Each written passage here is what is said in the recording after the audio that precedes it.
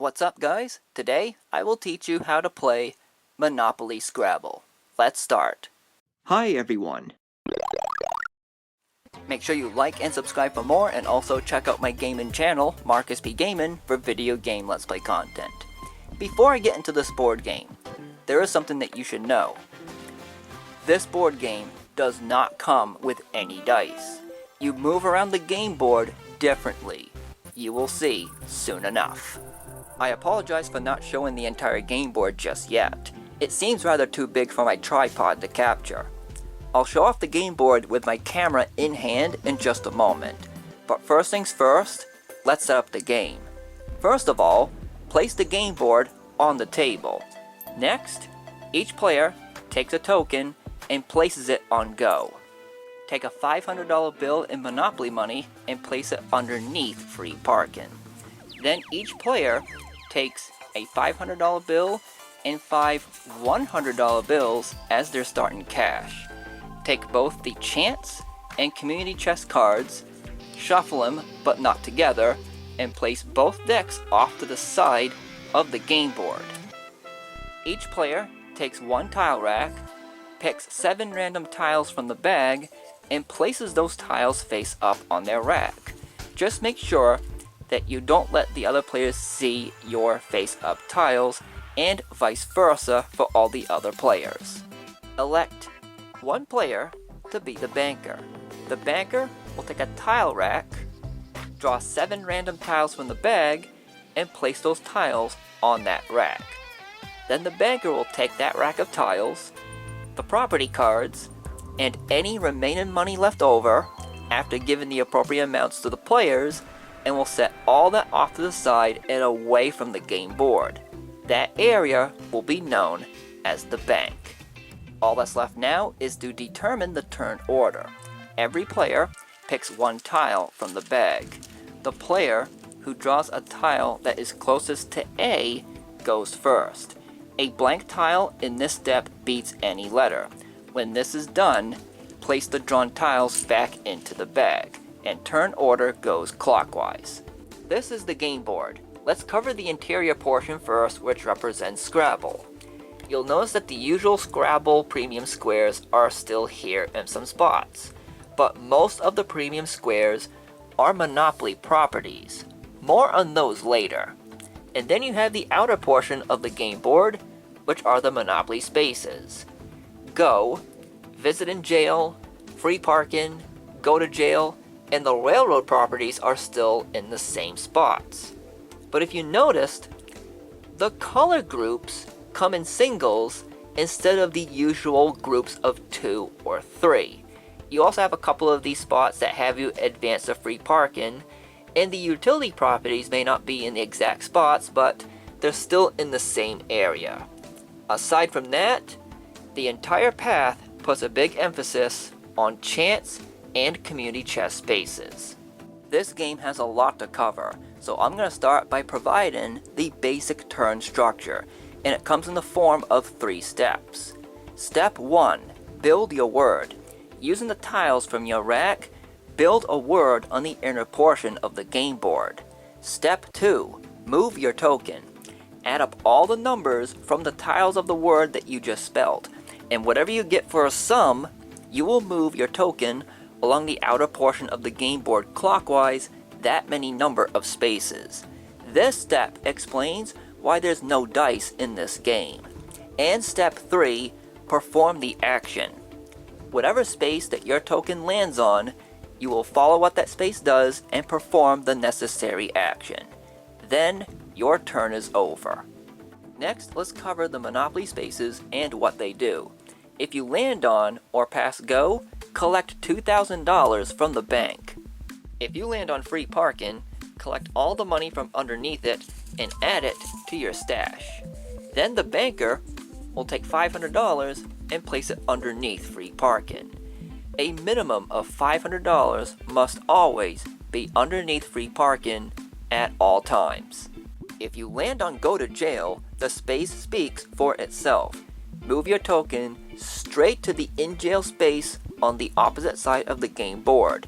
Do not pass go, and do not collect any money from the bank. If you are sent to jail, then on your next turn, you must pay $100, which is cent of free parking, in order to get out of jail and take your turn as usual. But if you land on this space in of itself, nothing happens. You're just visiting. Property spaces work differently in this game. The traditional names of them are not shown on the spaces, but they are still shown on the property cards themselves. These spaces only come in singles instead of doubles or triples. The railroad properties still come in 4s, and the utility properties still come in 2s. You cannot build houses and or hotels on the properties because that function is not available in this game, and you cannot buy or collect properties by simply landing on the respective spaces. Now, whenever you land on a property space, if nobody owns it, nothing happens.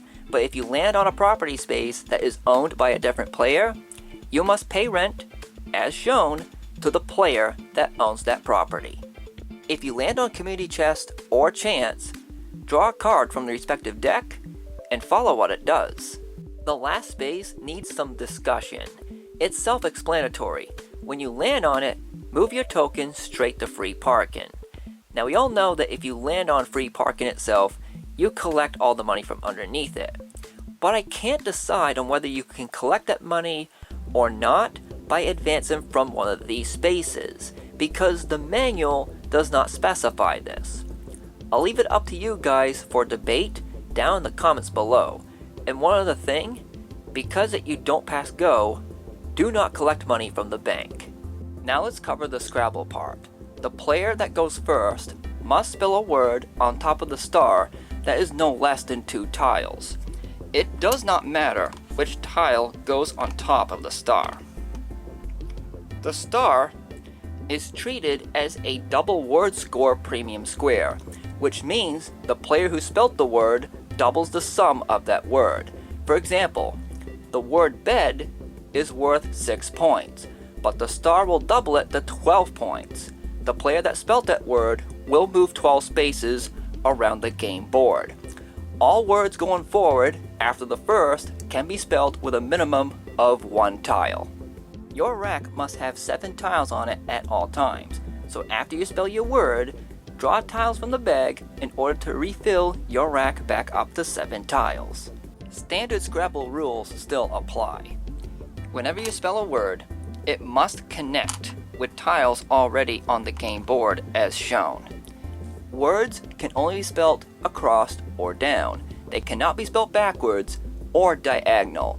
And once a word is spelled on the game board, the tiles for it cannot be moved or replaced for the rest of the game except for blank tiles. More on that later. If a word seems invalid, then it can be challenged.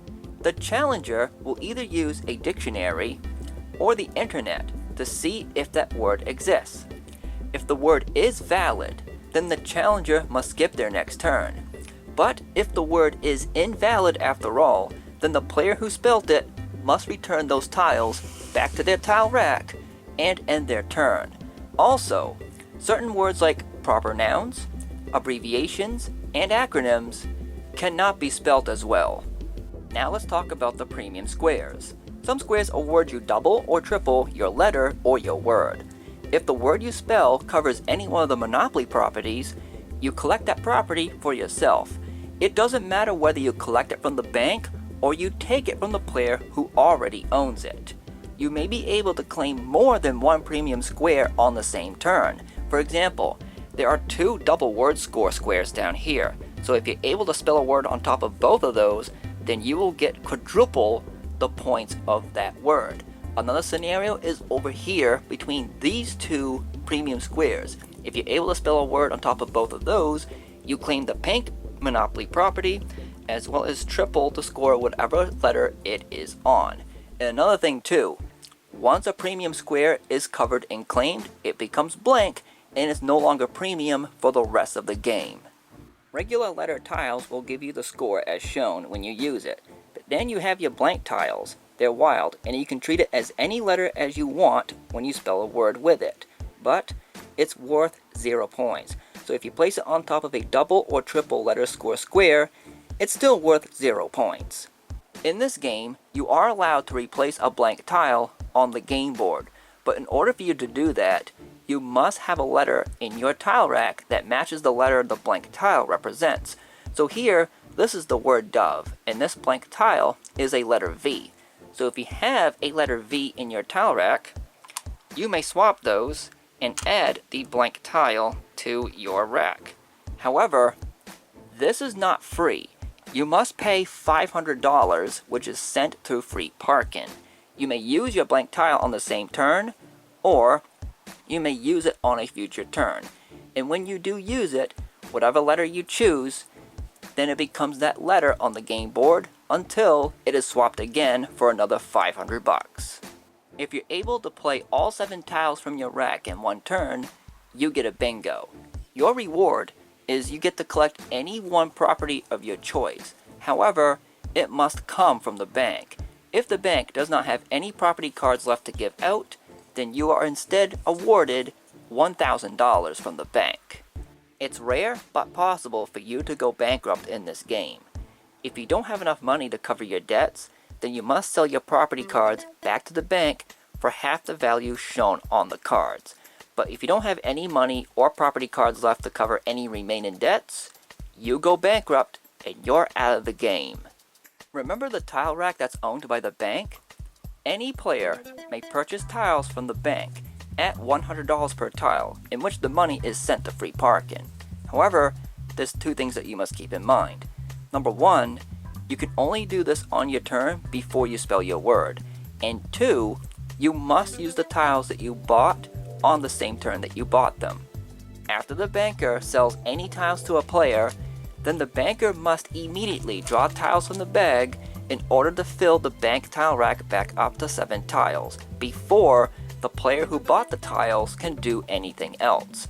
And if that player has more than 7 tiles on their rack after their purchase, then they must replace those tiles and send them back into the bag in order to drop their tile count back down to 7. Did you know that you can buy a tile from the rack and then swap that same tile for a blank tile on the same turn? It's going to cost you $100 to buy the tile from the bank and another $500 to make the swap.